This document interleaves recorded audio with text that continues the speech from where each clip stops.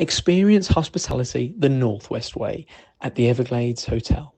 Located on the banks of the River Foyle, the Everglades Hotel is just minutes from the centre of Derry, Londonderry, with free on-site guest car parking.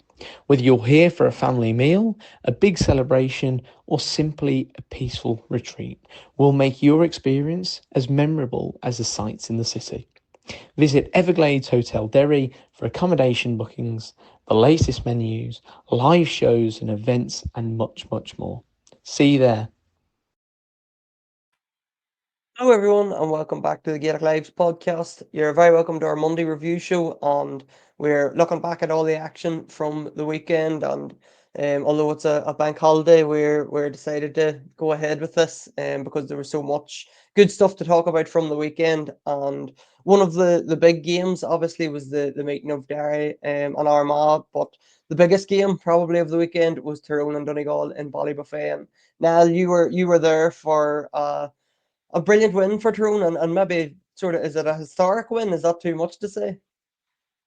Yeah, I wouldn't go as far as saying historic. Maybe in hindsight, in a month or so's time, Sean, we can talk about it being a famous victory that propelled Tyrone to football Ireland. But no, but for now it was a bit of I suppose a statement win from Tyrone, just given a few factors surrounding that match. I think it was only the second time Jim McGuinness has lost an Ulster-based opposition across the 6 years in charge, and the last time Malachy O'Rourke was at the helm when Monaghan beat them in the 2014 Ulster final. It's also the first time Tyrone have beat a Jim McGuinness team in the championship.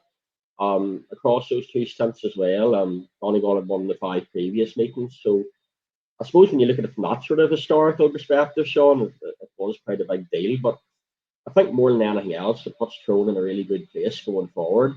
Um, the, there's a good chance to top the group now. I know it only one round's passed, but if you play like you did against Donegal, against Mayo and Cavan, and I think with things like the head rule and everything else, in a really good position already to go and top the group hopefully. But I suppose at the end of the game on the Throne hat on, and early doors, Shawnee O'Donnell, who probably had his best game in the Throne jersey. He's been around for a year or two now, but that's probably the best I've seen him play for Throne. I've seen him play brilliantly for Thrillich, and he played brilliantly for the Throne under 20s. But I think that's the highlight of his Throne senior career today. He got two goals in the first half, but he was great all in that as well. So Tyrone did well in the first half, but the two brilliant 2-point frees from Michael Murphy brought Donegal back into it. So it was all fairly even at half time, Sean. And I suppose I should mention as well, Donegal were slightly depleted. Sean Patton, for instance, couldn't play. A couple of other big names couldn't as well, and maybe it'd being fair not to mention that. Suppose on that now, the two goals give Donegal, or sorry, give Tyrone a good platform, but it was still the last 5 minutes. It was all to play for, and I suppose the Ergel Kieran boys stepped up. You had Quinn putting over a score, and then obviously Petey Hart's 2-pointer as well.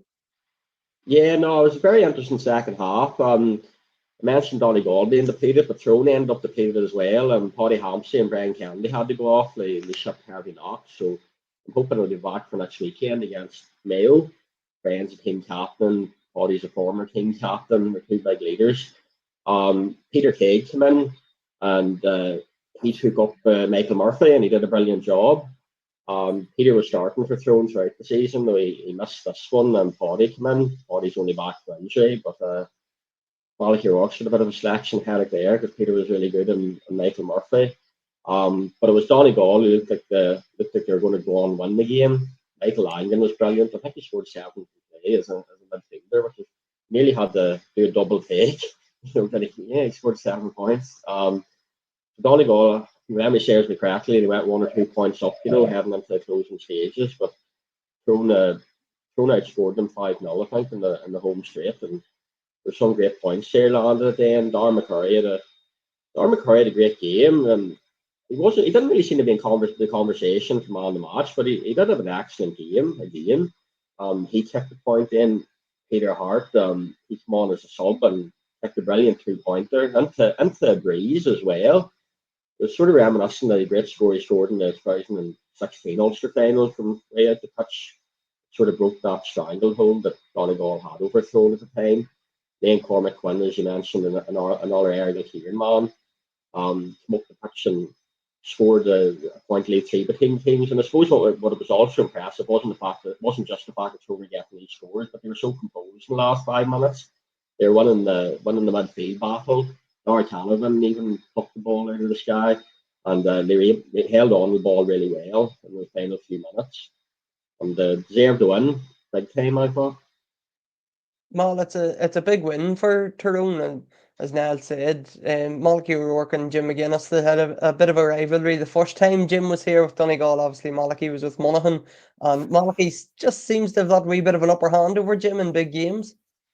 Yeah, he has so far, and I think what Malachy has been able to do with all the teams he's been involved in, Sean, whenever the real cut and thrust of the season, the team always seems to be ready. Like with Glenn, he would always have them ready for finals. They always performed in finals, So again, as much as we're pretty close to beating Armagh that day, Sean, this is obviously a brand new competition and the biggest of them all. And I remember being on here a few weeks ago, and I sort of had 3-4 teams into the mix, which is always dangerous to do for Sam because nothing's ever up for grabs. And I remember saying, I'll see how Tyrone go over the next couple of games to see how they end up, and they very much are in that conversation. And I watched the game. Obviously, I wasn't at it. You don't have the same view that now would have had there on things about just the actual taste and feel for the game. But like Sean Patton, I think a feature of his game so far, Sean, has been that this year he's been really commanding onto the high ball. And like I think it was Michael McKiernan with that real outside of the boot spinner that he seems to nearly making his trademark at this stage. Like that goal, that there's a wee bit of luck about it, but at the same time, Shawnee O'Donnell was in the right place at the right time, and Tyrone, were always able to hold Donegal off. Like they were sort of chasing at that stage. Like so, that's a significant result for Tyrone, and the fact that, as Niall touched on, like Michael Langan had scored 7 points and Michael Murphy, I think, might have got 8, or something like that. So from Donegal's point of view, they'll be concerned the fact that they didn't get a big enough return from everywhere else, whereas Tyrone did. And like Peter Tague, like I don't know the kick-out statistics because I haven't really analysed it properly yet, but like I think Gavin Mulroney did quite well. But the last 3 kickouts, and it's the go-to kick-out that they do to Michael Murphy, and like Peter Tague won 2 of them. I think Conky and Patrick won the other one, and they all, scoring chances came of them. And if Tyrone had lost, I'm sure Peter Tague would have something to say to Owen McElhone for not squaring the ball because he had made a really good run through the middle. So I can imagine how difficult a conversation that was for Peter Tague, because he scored a goal against Derry in the first game of the league, and he's got the number 3 jersey every day so far. So it just shows you the value on your bench and keeping everybody happy. And I remember the Glen lads said about O'Rourke that if he ever made a decision, he would always be able to justify his decision. So he would have obviously said to Peter Tague, look, whatever way this is going, this is just going to suit us. As Niall said, like Paddy Hamsey got injured and Kennedy got injured, like 2 massive players. And do Tyrone win the game without Peter Tague's intervention? Who knows? But you know what?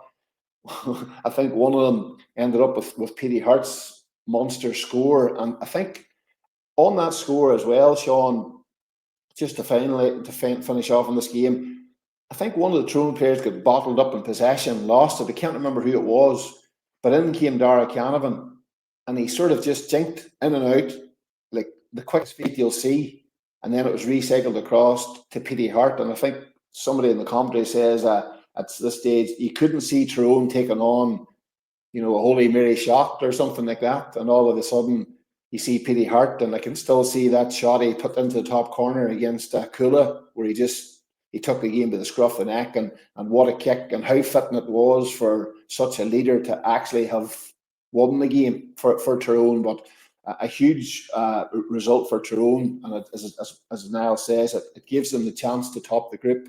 And then I suppose from Donegal's point of view, there will be a few question marks because, as I says to you at the weekend, Sean, that's the danger of the condensed season, because their games are coming on top of each other. If you get a couple of significant injuries, that in old money you might have missed one game, you might miss 3, so that'll be a concern. But a brilliant result for Tyrone. Like, it was my result of the weekend. I thought it was brilliant and so important for them. And just before we move on, we got the reaction from that game, so we're going to hear from the Tyrone camp, Malachy O'Rourke, and the Donegal manager, Jim McGuinness, and then we'll have a quick word from our sponsors and be back in part 2. The way we kept the ball later on as well, we kept it for maybe over 3 minutes, and I suppose we learned that over some of the other games that we maybe rushed things, but we knew we had to keep the ball, and the boys kept it. Kept recycling, kept sort of mobile possession, and we were able to keep it and finish out the game, so that was very pleasing as well. We knew we were coming here tonight and that we were hoping to get 2 points, but even if we got 2 points, that we've another match next week and then Cavan after that, so it obviously guarantees us nothing. It's a great start to come here. It's great for the confidence as well, but so no, just delighted with the 2 points tonight, but we just have to get ourselves dusted down straight away and ready for next week. I suppose we were outnumbered here again tonight, but I suppose we have to do our job on the field and make sure that we give the supporters something to come out and cheer. And I think the way the boys have played themselves tonight and the way they worked and the character they showed, I think that a lot of people will be glad to get behind that team. We had a bit of a gap from the last game, and we were hoping to brush up on a few things. We were hoping to have fellas back fitter than they were, and just in better form. Having said that, we weren't sure exactly where we were because we felt against Armagh. We didn't play Armagh were the better team, deserved to win. We could have stole something at the end, but we knew that our level of performance had to go up extreme, I suppose, tonight if we were going to compete with Donegal, and glad we did that. I suppose with losing the two leaders was a big blow to us, but the rest of the boys dug in and ground out a brilliant victory. Donegal's a great team. They're Ulster champions. They're one of the best teams in the country. So we just knew that we were going to have a lot of things go for us. We were going to have to play really well, but going to have to show an awful lot of grit and an awful lot of character and just fight for every ball and fight for each other if we want to get anything out of it. And just pleased to say that the boys did that. Every one of them. And as I say, one of the most pleasing things was when the game looked to be going away from us a couple of occasions. We just held our composure, held our nerve, worked really hard for each other, and got some quality scores, and just delighted we did. You seem to be building a really good squad there. Like Peter Hart came on, scored a brilliant 2-pointer, and lads like that. There's a good headache for you to have. Yeah, there is, and Pete Teague, in fairness to Pete, probably was unlucky to lose his place for this one. It was just Paddy's experience and his leadership came in, but I thought Pete had a magnificent game when he came in, and all the other lads who came in. Ben obviously came in for Big Brian as well, and all the lads who came in, Petey obviously, and all the lads who came in.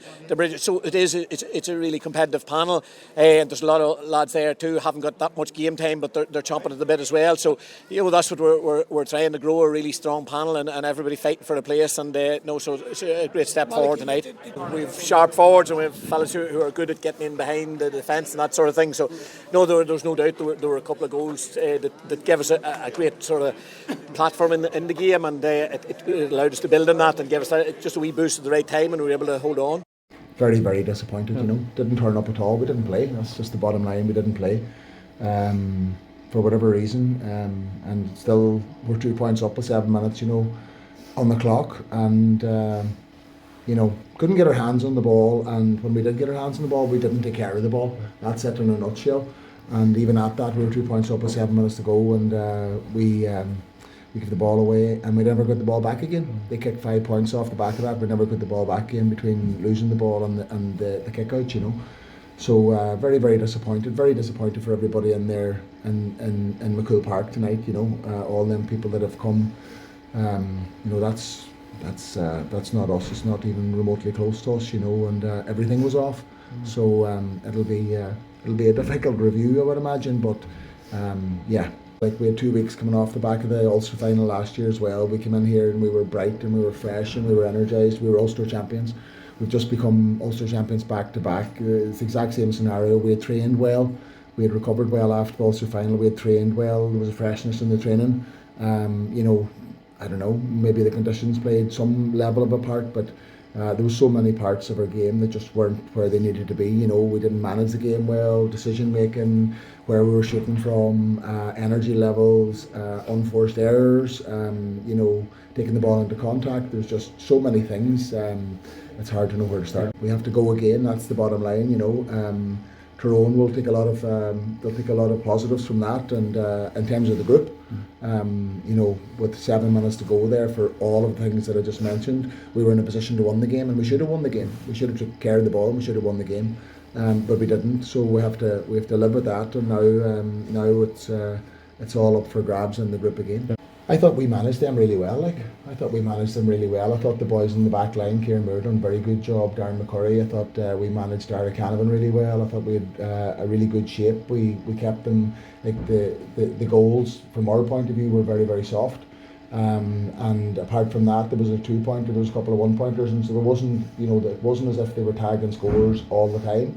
Obviously, I don't want to take away from what Tyrone are after doing. They've won the game, and they've won the game fair and square, and fair play to them. We'll not be looking at Tyrone, we'll be looking at ourselves.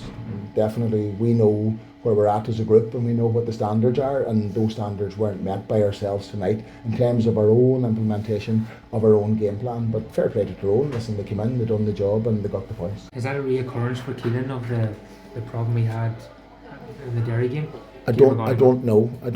He didn't feel any event. It's a bit of a weird one, and then he thought the tape around his ankle was too tight, and then we cut the tape off, and then he was okay, and then it came back again. So I don't know. I genuinely don't know. We'd have to try and obviously probably scan him now and get to the bottom of that to see what it is. But he doesn't remember any event, so it's a funny one. Cavan gave you your fill of it in the league in Breffni Park last year.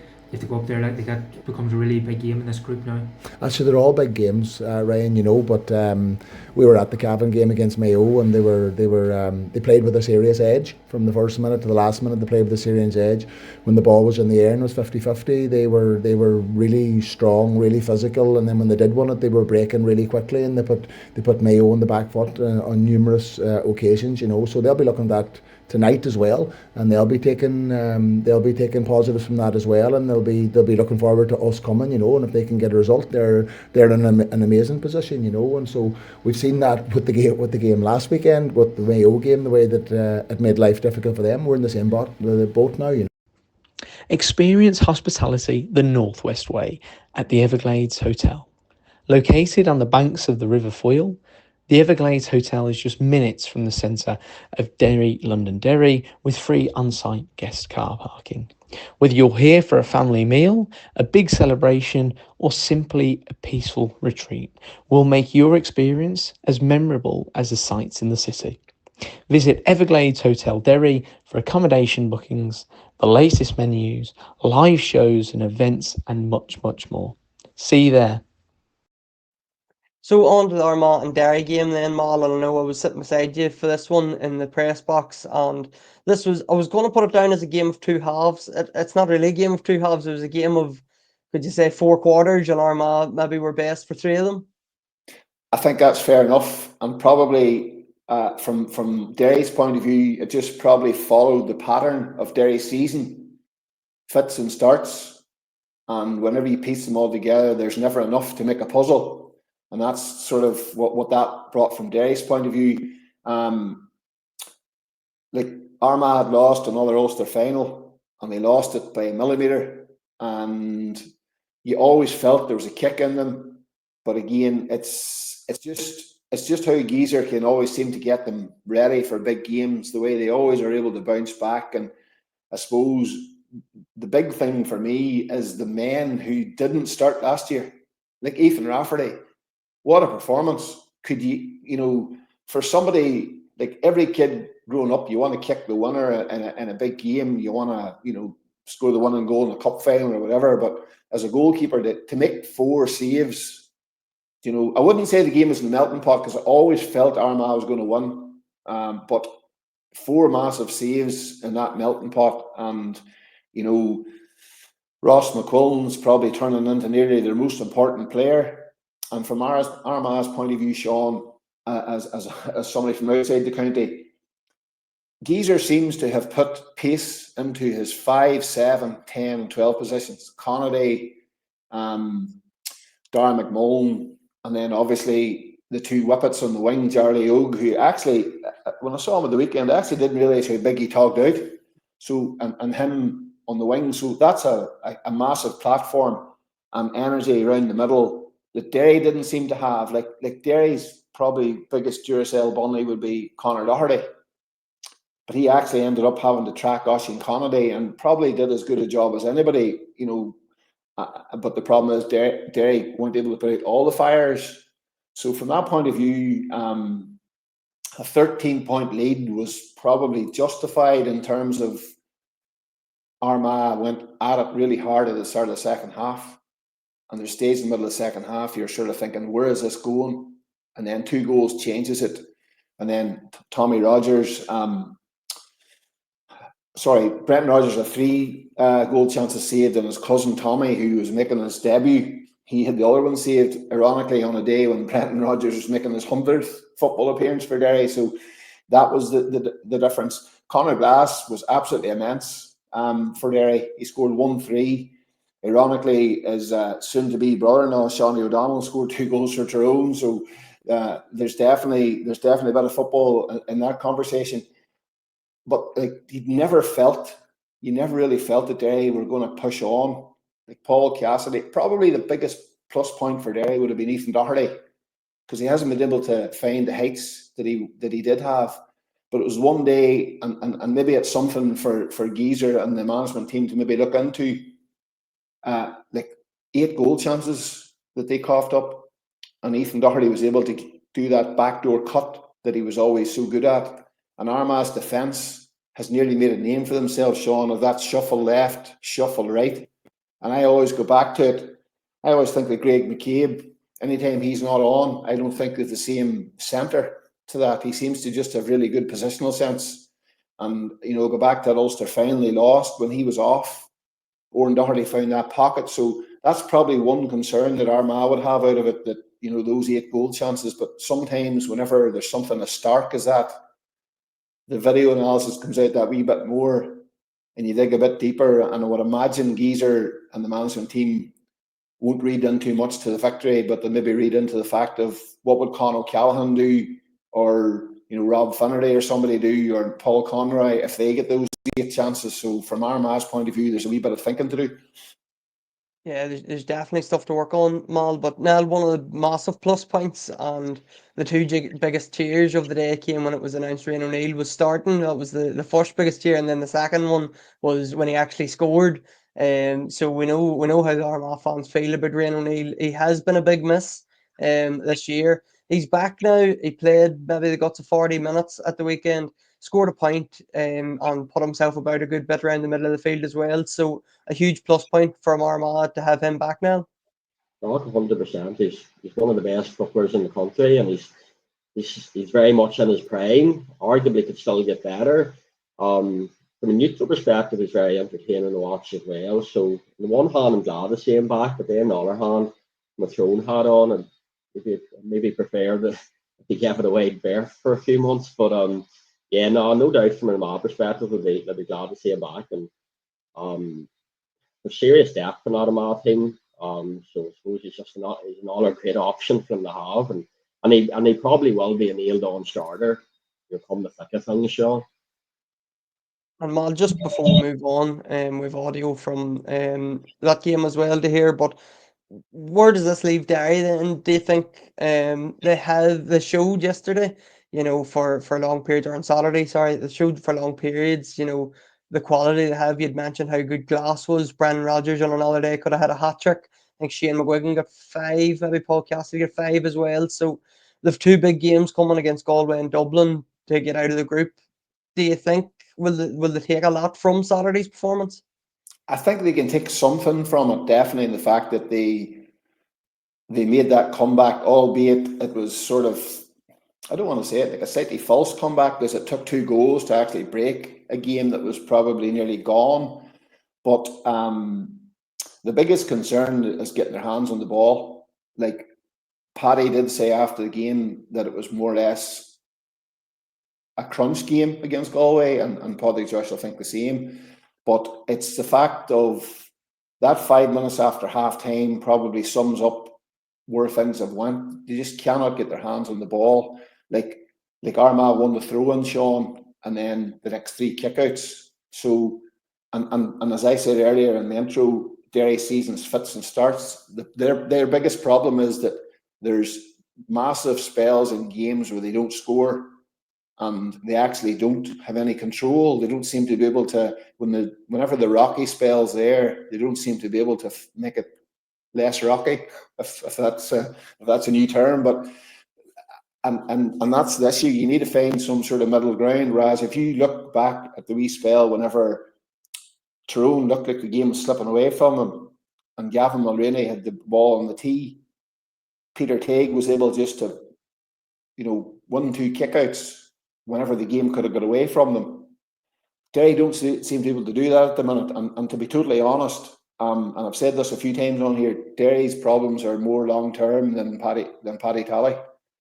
But for now, they're just going to have to go to Celtic Park, maybe take some of the positives out of it.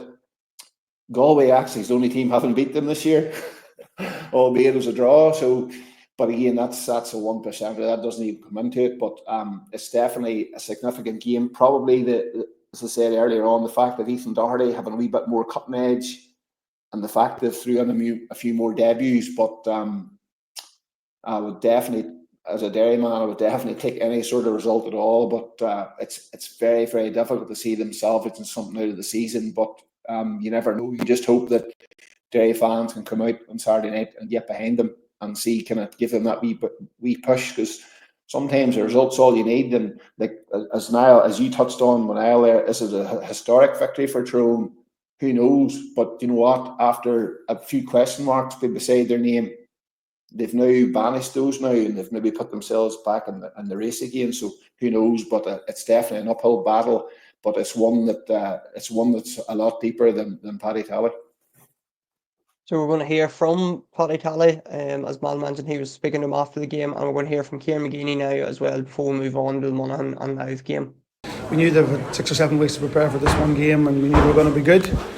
As I was saying there in the interview, we played really well at the beginning of both halves, well, probably for 2/3 of each half, and then went to sleep, which would be a wee bit disappointing. But listen, against quality teams, you're always going to be on the back foot at some stage. But I think we had, was it 2-2 or 2-3, and 3 or 4 minutes just by going to sleep, which is very disappointing. But the beginning of the second half against the Breeze was outstanding from them. Would have been annoyed the way we went to sleep. We had 7 shots and took 1 score out of the 7 of them, and I thought it was going to be costly for us. But in fairness, the start of the second half looked really well. Controlled the ball for about, as I say, 25 out of the 35 minutes. We definitely regrouped, and we took a few simple scores at the end. It'd be very tempting to take those fisted points as goal chances, and we've learned in the other games they're costly if you don't put them in. And so I suppose Derry would have felt the same. If they had just clipped those few scores at the end instead of going for goals, they're hard. Would have been a lot closer.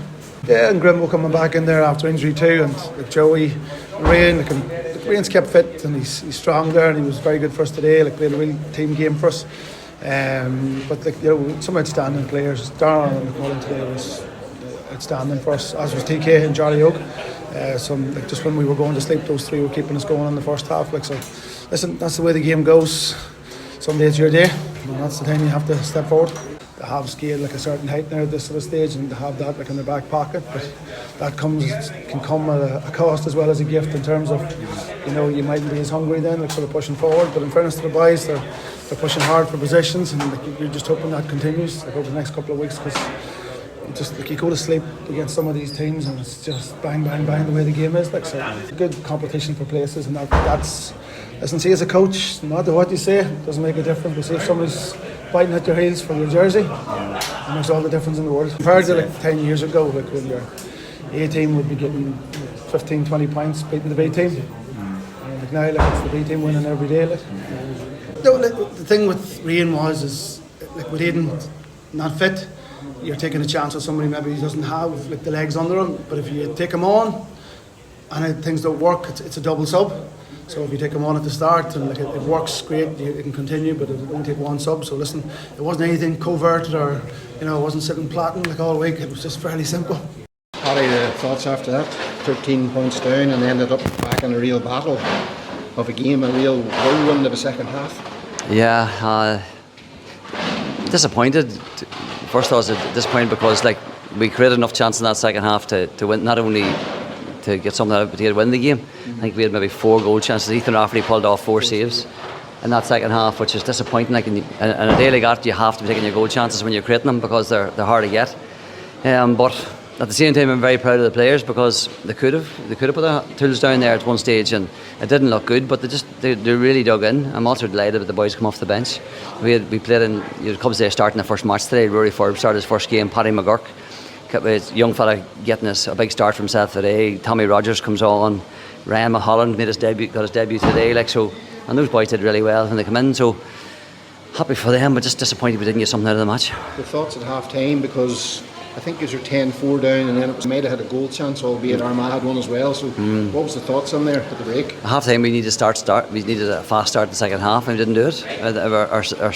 We had a really poor start to the second half. I think Armagh must have scored 4 in a row, and all of a sudden the game's back out to 8 or 7 or 8, and then you're really under pressure.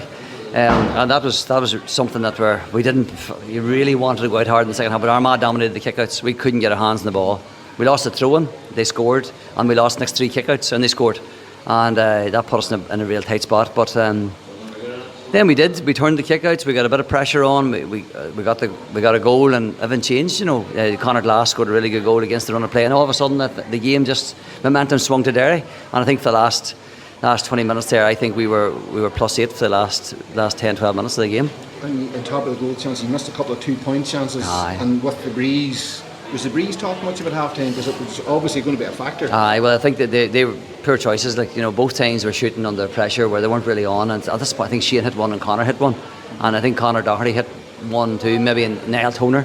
They all went for speculative shots, And really, there's no need for that today, because you had to just work the ball to the right position. There was a spot to hit the 2-pointers, but it needed to be to the far side. Coming in, Paul Cassidy hit one time over there. That was it. Shane had a free kick from a good spot. But no, our shot selection was poor at that stage. Armagh coming off 2 weeks ago, they played us the final. You can see they were a lot better pitched to us than we were. So that's our first game in 7. So now that under our belt, we'll expect to be better next week. They're a tight group, and tight groups don't break, and they didn't break today.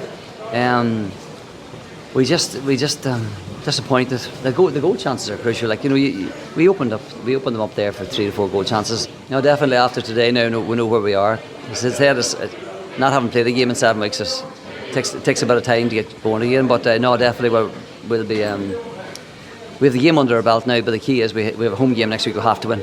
This match in Galway now has become our biggest game of the season, and we'll be doing all we can to do that. So Monaghan got their account up and running with a victory, and I suppose that was the main thing. Going to Newbridge against Louth was a big task for Monaghan. Obviously Louth are the new Leinster champions, but they come away with a 6-point win. Yeah, I was at the Leinster final a few weeks ago, and I thought the Louth ones would still be drunk for this game, Sean. But I presume that they prepared accordingly. Anyhow, that's without the Sparge and Monaghan's win. And Monaghan could be a dark horse. I mean, they've played very well all year. They gave Donegal their fill of it. They won the Division 2 league title. Gabriel Balogun seems to be doing a great job, so they could easily top that group, and from there on in, who knows? You've 3 games, 3 games to land the big prize, and I would see them as dark horses. Maybe they won't go the whole way, but you could see them knock out one of the heavy hitters. Yeah, I think that's where I am with Monaghan as well now. That I don't think they'll win All Ireland, but I don't think they're in that top 4 or 5 bracket. But they could definitely beat one of those big teams, and I suppose that's a tricky position to be in if you're coming through to meet Monaghan. That you have to be on your game if you're going to beat them. Yeah, and there seems to be a nice blend with Monaghan at the minute, but you still do have this little batch of really experienced players, your Rory Beggins and whatnot, as well as a load of younger lads who are playing really well, and are probably, like we're getting, they're probably a little bit under the radar, if you look at things from a national perspective, but they're having a damn good season, and they're probably in one of the quote-unquote better groups in terms of overall difficulty, and that one puts them in a great position to go on top of the group. And like I said there, who knows, we'll have 2 weeks to prepare for a big All-Ireland quarter-final at Croke Park. It'll bring down a massive crowd, and who knows what. If I was a Monaghan fan, I'd be very happy anyway. I suppose just one concern was the 4 goals they conceded against a Louth team that we know can get goals, as we've seen in the Leinster final as well. So probably a concern for Monaghan was conceding 4 goals, but they continued their sort of trend that they had in the league, putting up a massive score themselves. Yeah, I definitely, I would love to sit down and chat football with Andy Moran at some point. He just seems to be somebody who can get a lot out of teams in an attacking sense. Like, they just seem to be free scoring. But you're talking about the 4 goals, from, again, because I was only watching on TV, you don't get the proper angle, but it seems to be as if Stephen O'Hanlon nearly put Craig Lennon on the back foot. He didn't seem to be able to get into it. But maybe it's because Killian Lavelle is only coming back into form again from injury, and maybe it'll take them time to settle from a defensive point of view. And I'm sure Rory Beggan, he couldn't do very much about the goals, but I'm sure he'd be looking to marshal that defence a wee bit better, and maybe that game will get that out of their system. But I think it was so important for them to get a win. I fancied them to win, and actually, my take on Monaghan now is they're no longer the underdog that everybody talks about. That's gone. For me, that's gone. It's now a case of how far up the ladder can they go. That's exactly where they are right now. And that Gabriel Bannigan seems to be just a really super organised person who knows how to win. He's got good people in around him.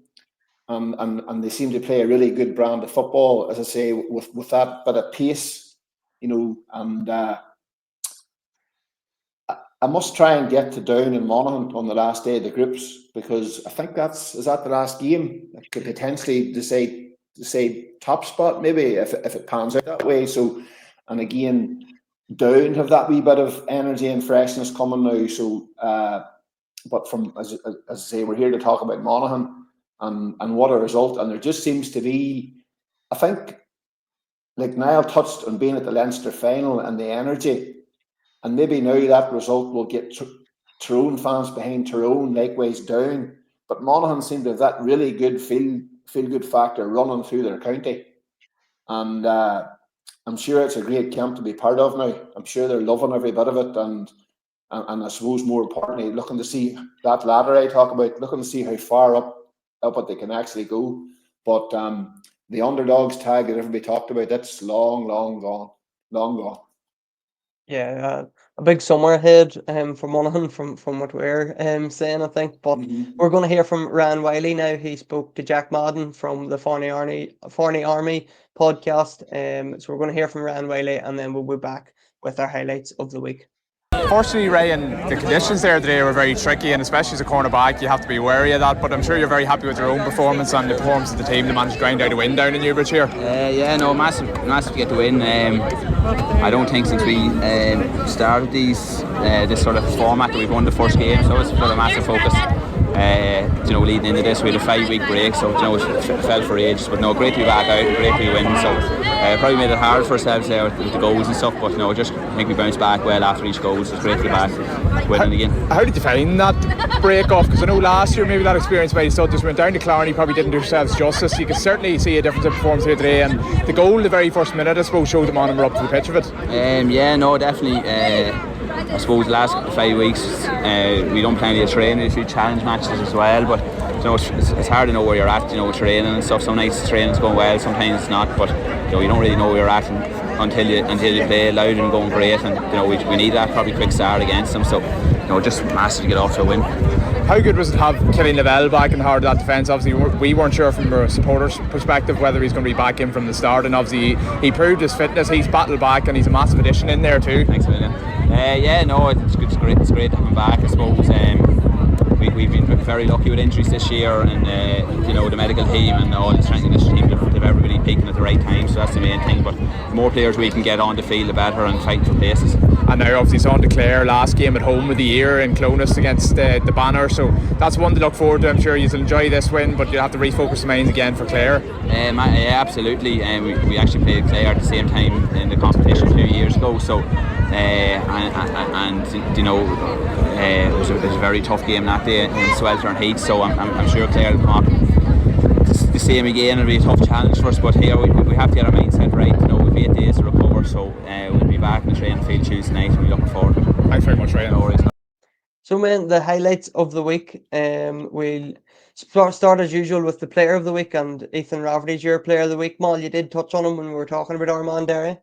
I got him into the WhatsApp this morning early, Sean, because I knew everybody would pick him. So, or maybe he wouldn't have, but I thought he was exceptional. And sometimes the star man's always the top scorer in a lot of cases. But I just thought, in terms of a goalkeeper making so many saves, he was exceptional.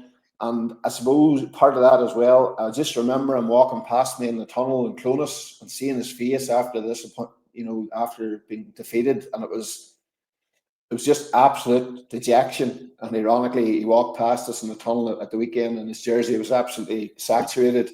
That Ballymacnab umbrella must have been doing that good a job at the end, Sean. But what a performance from Ethan, and one of the best goalkeepers in the game. And you were obviously at the Tyrone on Donegal game. You went for Kieran McGeeney as your player of the week. Yeah, Kieran's been having a good season, and certainly his best since he won the Footballer of the Year award in 2021. And thought he's a real force of nature against Donegal at the weekend. He was everywhere, and he was one of that core group of players who sort of spearheaded things in the second half when Tyrone were really at their best. And myself, I went for Micheál Bonnigan, Monaghan's Micheál Bonnigan. He scored 6 points against Louth, but I think he was a real driving force for the team and a real leader, which he has been all year, to be fair. He's the captain of the team, and he's been exceptional for them all season. Result of the week, no doubt about this one for Mal and Nell, was Tyrone's victory over Donegal, which I included as my shock of the week. And Mal, this result of the week, you'd mentioned it earlier, you were picking this one. It's an obvious one. Yeah, a very obvious one, and probably I think to add into this as well, I think it means that there's value in the group stages. The fact that you have a game like this here that can actually set up somebody's season. Like if Tyrone go on and top the group from this, I think it just shows you we're maybe a wee bit too quick to get rid of the group stages, because these games are proven that it's the best teams playing against each other. And on this occasion, it was Tyrone who they come out with the brown, they've got the kudos this time. My result of the week, I went for Monaghan beating Louth. Just the fact that they had to go away to Newbridge.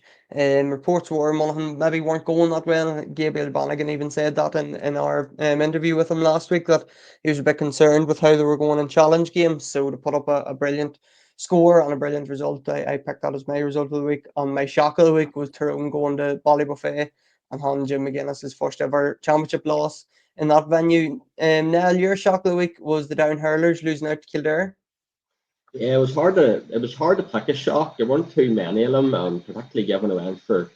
I know the Tyrone win over Donegal was a bit of a surprise, but I went for it as a result of the week. I was just a wee bit surprised maybe by the margin of the defeat between Down and Kildare, but I suppose the main thing is that Down have maintained their Joe McDonough status regardless on the head-to-head rule. I think it was because they went over Kerry dollar week, so. Yeah, it's just a margin was a wee bit of a surprise, but the main thing from their perspective is that they've avoided relegation. And we'll move. Oh, sorry, shock of the week then. Mal, you went for Wexford's win over Kilkenny in the hurling. Yeah, as Niall said, there wasn't too many of them, and I know Kilkenny were already in the final at this stage, but Kilkenny is one of those counties, they don't seem to do, reverse. They don't seem to do like dummy teams or any of that sort of stuff. So I just found it difficult that they actually couldn't win this game.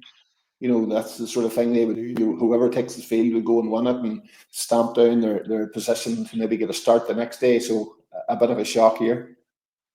And Mal, will stay with you for your score of the week. You went for a Sam O'Reilly goal. Oh, brilliant finish, Sean. He was going away from the keeper, and albeit Rory Beggan might be disappointed a wee bit in this position, but Tommy Durnan's pass, I think, tells us that there is gaps to exploit, like Eugene Brannigan did for that goal chance against Armagh. There is gaps, and I think it showed that both sides of Louth. It showed Sam Mulroy's vision and Tommy Durnan's kick pass, and just the fact that, as you said earlier on in the pod, they just seem to always get goals. And we both went for Peter Hart's 2-pointer against Donegal. Yeah, I've spoken about it earlier. It was a brilliant point, both in execution and in terms of its importance. Yeah, I agreed with that one. I thought it was a brilliant score. Unsung hero then, I went for Darren McMullen from Armagh. Mal mentioned him earlier on. Got game time last year, but he's got a starting place this year and he's held on to that half forward line spot, and I thought he was brilliant at the weekend. The amount of ground he covered and his work rate around the middle of the field. Mal, you went for Peter Teague for Tyrone. You'd mentioned him earlier, coming into Mark Murphy. Yeah, probably most people in Ireland know who Peter Teague is, but people who maybe don't follow GA as much as others won't. But he's, as Niall said, it's definitely going to be a conversation. How do you keep him out of the starting lineup next week? And you'd imagine he's going to be the man to pick up Aidan O'Shea in Omagh at the weekend, I would say. So the Michael Murphy marking job is definitely a very good dress rehearsal for that. And finally, then you went for Stephen Mooney, Monaghan. Yeah, he was top class against Louth, and he's having a great season. And he's one of these young lads coming through that I mentioned earlier, and definitely seems to have one for the future. So that's our highlights for the week, and that's the end of our show as well. We'll be back next weekend. We'll be back on Thursday. Look ahead to next weekend, where every county, Ulster County team is in action. So we'll be previewing all that on Thursday, and we'll once again be back next Monday as well with our usual review show. So thanks to Niall and Mal for coming on board today and talking about all the games from the weekend. Thanks to Jack Madden for his interview with Ryan Wylie, and thanks to everybody for tuning in. We'll chat to you all on Thursday. Thanks, Sean.